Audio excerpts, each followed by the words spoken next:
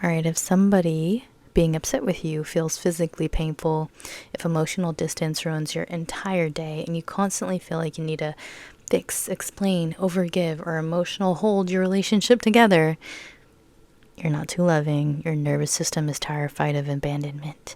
And the fear will quietly sabotage every relationship you enter until you learn how to feel safe within yourself.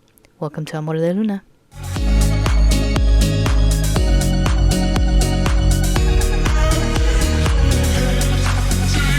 Now, I'm Crystal, I'm a relationship coach for women, and today we're going to talk about anxious attachment because people pleasing, emotional dependency, nervous system regulation, and how to finally stop self sabotaging your relationships and find peace within yourself is so important to talk about. Maybe you didn't even realize you had anxious attachment until you got into a relationship, or maybe even after a breakup and you started noticing patterns. Maybe your previous partners felt like there was too much pressure in the relationship. They could never fully relax around you and they constantly had to regulate your emotions. They always had to make the decisions, or you couldn't really be okay unless they were. And maybe that realization is painful because I know it was for me when I realized that I had anxious attachment. And in your mind, I know you're like, but I love them. I tried so hard. I cared so much. I just really wanted them to feel loved. But honestly, anxious attachment is not actually about loving the other person deeply. Sometimes it's about just desperately trying to secure love back. And I know that's hard to hear because, like I said, you think, I'm doing this for them. I'm trying to make them happy, trying to be easy to love. I'm trying to create peace. But underneath all of that, being so for real, you're trying to be secure. You're trying to have validation, acceptance, closeness, all be on them. You need them to be okay so you can be okay. And that puts an incredible amount of pressure on another person. They eventually start feeling like they can't disappoint you. They can't need space for themselves. They can't regulate. They can't process emotions without you getting upset. They can't simply exist as themselves without managing your emotions too. And anxious attachment is exhausting for both people because you're not evil, you're not toxic, but you're being manipulative, even unintentionally, because it's a form of emotional control. You're trying to prevent abandonment, rejection, distance, emotional uncertainty. And neuroscience explains this as when someone has anxious attachment, their nervous system becomes hypersensitive to emotional shifts. That amygdala fear center of your brain now is heightened to delayed responses, tone shifts, emotional distance. And your brain starts scanning constantly for signs that something's wrong or that person is pulling away. They're upset, or maybe you're losing connection because your nervous system interprets that as danger and you overfunction emotionally to try to restore that safety. Over explaining, over giving, apologizing all the time, struggling to say what you actually want, saying whatever you want to do, or trying to be perfect, or even avoiding conflict at all costs.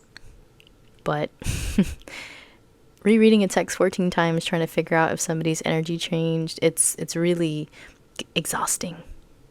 It's feeling unsafe the moment emotional closeness changes. But eventually that relationship stops feeling genuine because the other person can really feel when you're abandoning yourself to maintain connection. They can feel the pressure. And honestly, that pressure slowly suffocates the relationships and loses their respect for you. So if you're single right now, good, because honestly, this is the best time to heal this before you bring those same patterns into another relationship. Because yes, you can heal inside relationships, but it does become more of a challenge when someone has already spent years feeling emotionally responsible for your peace. And I know this deeply because I've struggled with these tendencies too. And I stopped pouring into myself. And if I stop pouring into myself daily, those tendencies absolutely try to come back daily, because healing is not just one decision. Healing is repetition. It's teaching your nervous system over and over again that I am safe. I don't need to panic to be loved. I don't need to abandon myself to maintain the connection that I have.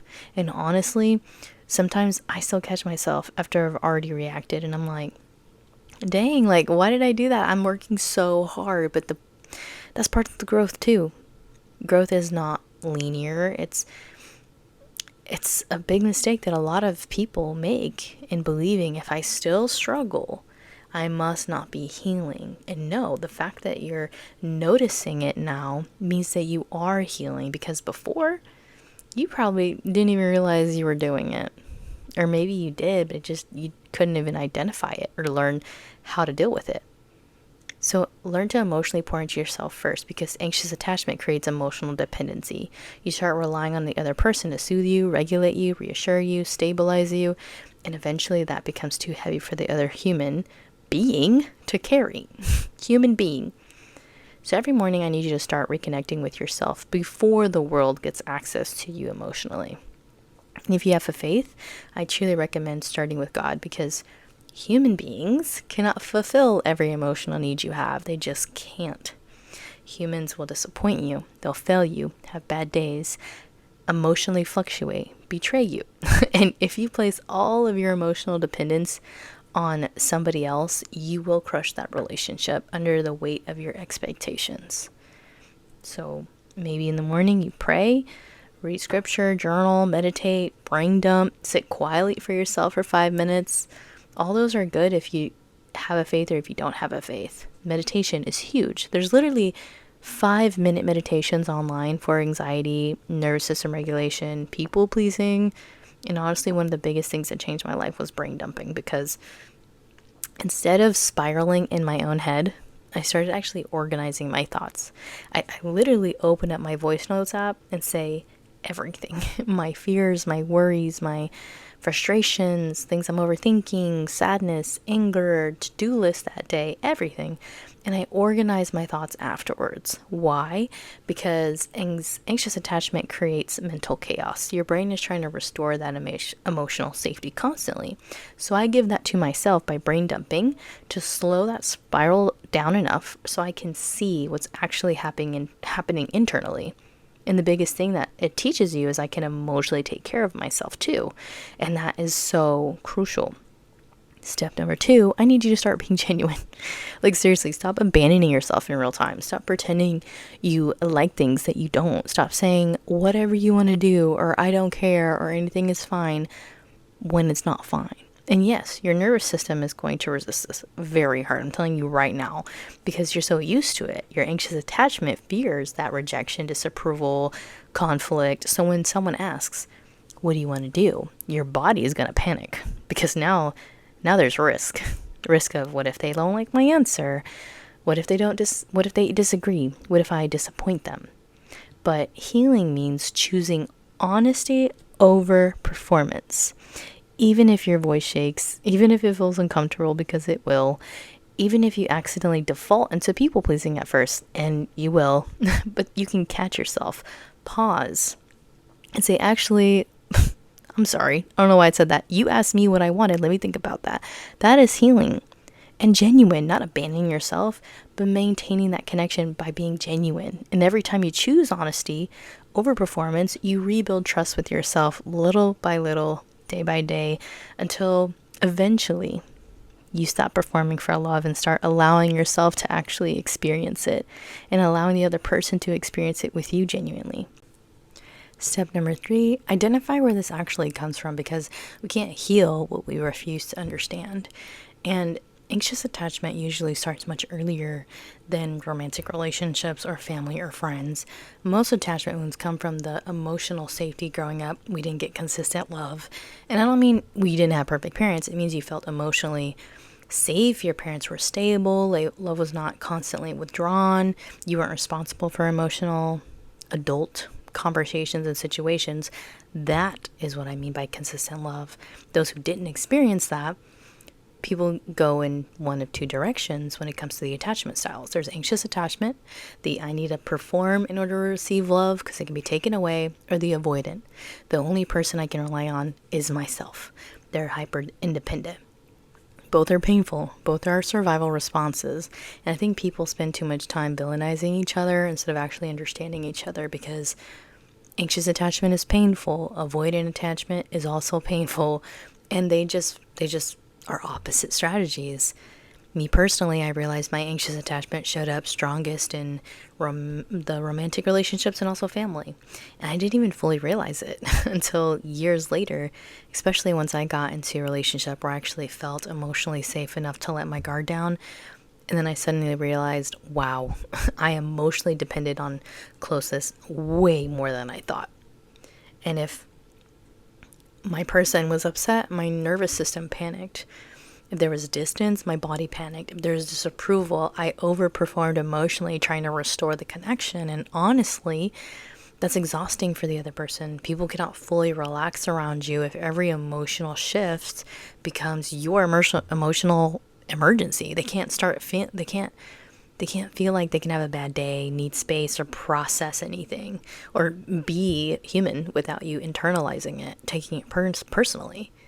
And that's painful for both people, especially for you, because anxious attachment does force you to constantly abandon yourself while hyperfixating on somebody else's emotions. And eventually you lose trust in yourself completely. So now the healing journey becomes learning how to trust yourself again. And listen to this. It's not your fault that your nervous system adapted this way, whether you're anxious attachment or avoidant. Your brain chose survival. That's what humans do. But you've seen this video now. Once you become aware of the pattern, it is your responsibility to heal it. And it is hard, but it's also empowering because it means that you don't have to be this way forever. You can learn to grow into a healthy, secure attachment style. So step number 4, learn how to self-soothe and find your peace, because anxious attachment feels very physical. And unless somebody has experienced it personally, they truly don't understand how painful it does feel in the body. I know for me personally, whenever I felt emotional distance or tension, disappointment, or abandonment, my body reacted in 0.2 seconds. Like I was standing on the edge of a skyscraper while the wind is constantly trying to push me over, that like, I'm about to die, I'm about to lose this, I'm about to fall, I need to fix this right now, I'm unsafe feeling. Your chest tightens, your stomach drops, the thoughts spiral, your nervous system panics, and your brain can't tell the difference if you're actually in danger or not. So honestly, I'm not going to tell you to explain yourself to somebody else, because it's important that because you already put emotional responsibility onto other people. So when that panic rises up, I need you to stop chasing reassurance immediately. Instead, I want you to separate yourself calmly. And I know that's the last thing your nervous system wants. It wants to sit there until something changes, until you get reassurance. It wants you to fix it immediately, over-explain, emotionally chase, secure reassurance. But that reaction is coming from fear, not peace. So instead, I want you to say, hey, I feel like things are getting a little intense. I'm going to take a quick walk and clear my head. I'll be right back. 10 minutes. That's it.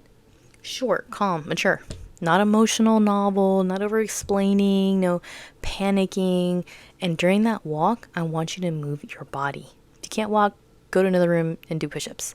But your amygdala is firing up. Your body is in fight or flight mode, and movement helps regulate those stress hormones and calm the nervous system.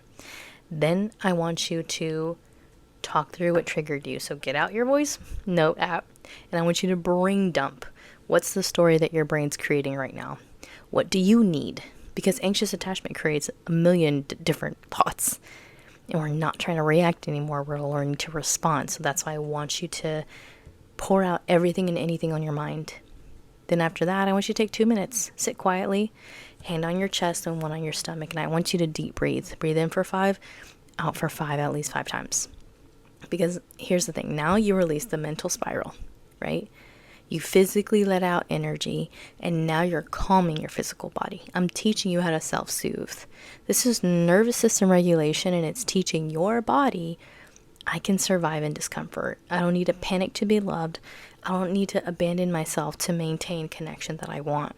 And eventually healing anxious attachment is realizing someone can be upset with you and you still remain at peace. Someone can need space and you don't need to abandon yourself trying to earn that closeness back. Someone can have emotions without you making them your responsibility. And that's freedom. The goal is not becoming someone who never gets triggered again.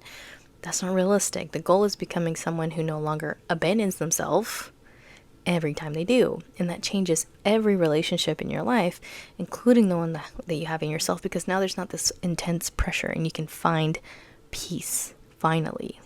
So I hope this helped. Please share with someone that maybe has anxious attachment or loves someone with anxious attachment and wants to make them aware. Because I know for me, I knew there was something. I just didn't know like how to take care of it or what to do in those moments. I just knew it was just this painful thing that just became a normal sense of being. And so that being said, I know every situation is different. I know where it came from is different for everybody. So I do have one-on-ones. If you would like, schedule a call with me. I'll go over your specific situation, talk about your own self-soothing plan. So that way you can take this information and apply it to your real life. And if you're more of a self-paced kind of person, I have my course called Put Down the Sword, Pick Up Your Crown, where I teach women how to let go of the intense masculine and navigate into their feminine, really living a life of peace, healing anxious attachment, healing past traumas and forgiving, really learning how to live single with intention. And if you're dating, date with intention so you can find the husband that you've been wanting. So that being said, give this video a like, subscribe for more, and I'll see you guys next time. Bye.